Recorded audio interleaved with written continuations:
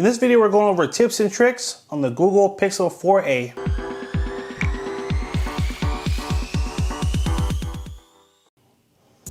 Hey everyone, thank you for joining us today. If you want to stay up to date on all the mobile technology coming out and learn cool tips, tricks, and hidden features, make sure you hit that subscribe button down below and tap the bell to turn on post notifications so you can be alerted every time we post new videos. Today we're going to go over some cool tips and tricks to get you started on your Pixel 4a. The first one is going to be how to keep that darn screen on longer. If you notice, the screen times out really quickly unless you touch the screen. So I'm going to show you quickly how to adjust that. We're going to swipe down from the top, pull down again, and tap on the settings wheel in the bottom right here. Go to display, and then we're going to go to advanced, and then screen timeout, and change it from 30 seconds to either 2 minutes or 5 minutes. 5 minutes should be good, and now your screen will stay on without you having to touch it every few seconds. Next, I'm going to show you how to get rid of this annoying Google Fi notification that just sits on your panel. Kind of frustrating if you bought this phone and maybe you already have a carrier and you don't want to sign up for Google Fi. It should be easy to get rid of this, right? Well, let me show you. First thing you want to do is just simply hold down this, just press down, tap on the settings wheel, and then just simply turn off show notifications, and that's it. No more Google Fi advertisements trying to get you to sign up. Boom, data, let's move on. For number 3, we're going to show you how to switch back to the home touch buttons. So out of the box, you are getting the gesture mode, which is you having to swipe up or swipe left or swipe right. For some people, they love it. Some don't like it. I'm going to show you how to remove it. I personally like the gesture mode, but I know a lot of people are used to the traditional button. So let's get into that. Swipe down again, hit the settings wheel here. Go down to the bottom of your screen to System, Gesture, and then System Navigation, and then tap 3-button navigation.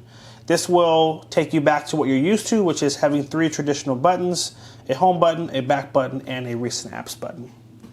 Moving on to number 4, we're going to show you how to get that battery percent icon on your home screen so you always know exactly how much battery life you have left. We're going to hit recent apps and go back to our settings, hit our back button, keep going, and here we're going to go to battery, and then battery percentage, and now you'll always be able to see exactly what percent your battery is on right in the upper right corner. Moving on to number 5, we're going to show you how to turn on the dark mode theme, which gives your background, all your menus, a nice little dark touch. You're going to swipe down twice, swipe to your left. What you're going to do is go back to settings, recent apps here.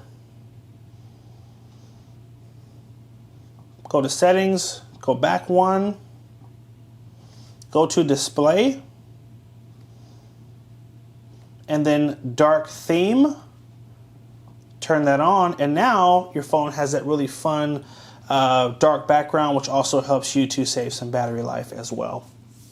Moving on to number 6, we're going to show you a cool little tweak to launch your camera faster. So all you have to do is simply tap your power button 2 times, and it will automatically take you to the camera.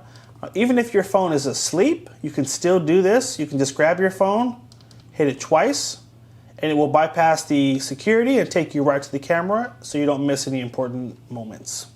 Moving on to number 7, we're going to show you some easy tweaks to make in your camera that will allow you to zoom with your volume keys. So tap on your camera icon here. Now, important thing to note when you're in the camera, to get to the menu, you have to tap on this little arrow at the top, and that will bring up the menu, and then tap on this little settings wheel here, and that takes you to the full menu for the camera settings. We're going to go down to gesture, and if you tap on volume key action, I like to change this. Instead of taking pictures with the volume key, I like to make that the zoom, and for the double tap action, you can change that to something else, maybe like easily switch between the cameras. So now when you're on the camera, I can use the volume keys to zoom in or zoom out. I think is a little bit more useful than pinching and zooming. And then double tap will automatically switch the camera to the front or the back, just like that. Now, one other tweak I recommend as well, go back to the settings, and for grid type, make sure you turn on the grid, because the grid is extremely useful in helping to line up and take really great pictures. So now we have those 4 lines there, or yep. And then also, one more time, for your ratio, you can change how your pictures are taken. So this is the full image ratio. You can also do a 16:9, which is a little bit more standard these days for widescreen. So that's how you adjust between those different options in terms of how your pictures will come out. For number 8, we're going to show you how to customize your keyboard. If you just tap on this little Google search at the bottom, this will bring up your keyboard. And to customize the keyboard, just simply tap on the settings wheel right here and go down to theme. And in here you can choose a color theme and make some other cool adjustments too. So maybe you love the color green, for example, and you want this nice dark green. You can make that your keyboard color background and then turn on key borders, and now each key is separated. Those are just really quick, easy tweaks there. Now also, if you tap on My Themes, you can actually take a picture from your photo gallery and you can make that the background as well. So maybe you have a fun picture that you want to be the background, a sunset or something like that. You can just simply tap it and that will become the background for your keyboard. Moving on, in the next tip, I'm going to go over how to set up Google Pay and how to pay with Google Pay. It's really easy. It's all done through your power button right here. You're going to just simply hold it for 1 second. And then there is your Google Pay. And you can just simply tap Add a Payment Method. And then here you can scan your credit card.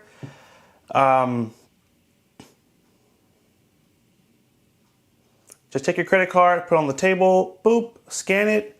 It'll verify the information, and then you can use that to pay at locations where they accept Google Pay. So now also holding down that power button does a few other things. So if we hold it one more time, it will actually give you the option to take a screenshot. So if there's something on your screen you want to take a picture of, maybe it's an email or a text message chain or something online, just simply tap screenshot.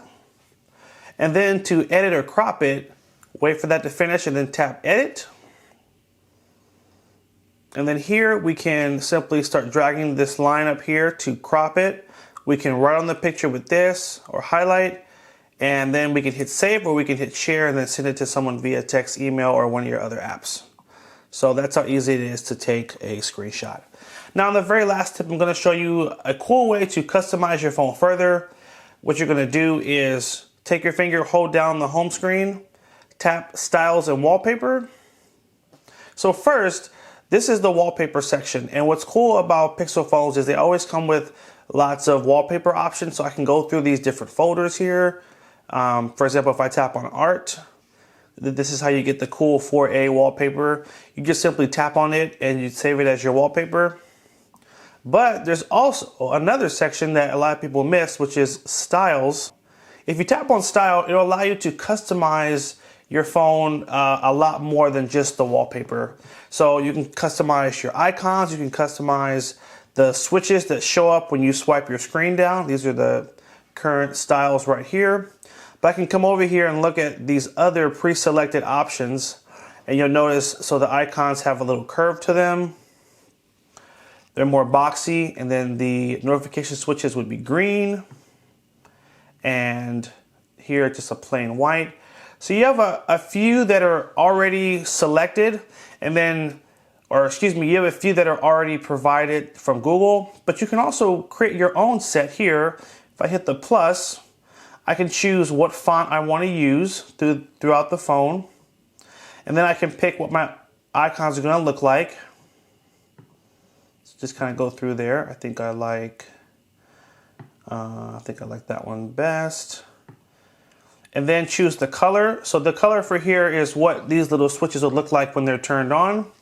So let's do, the brown is kind of wacky. Let's do that.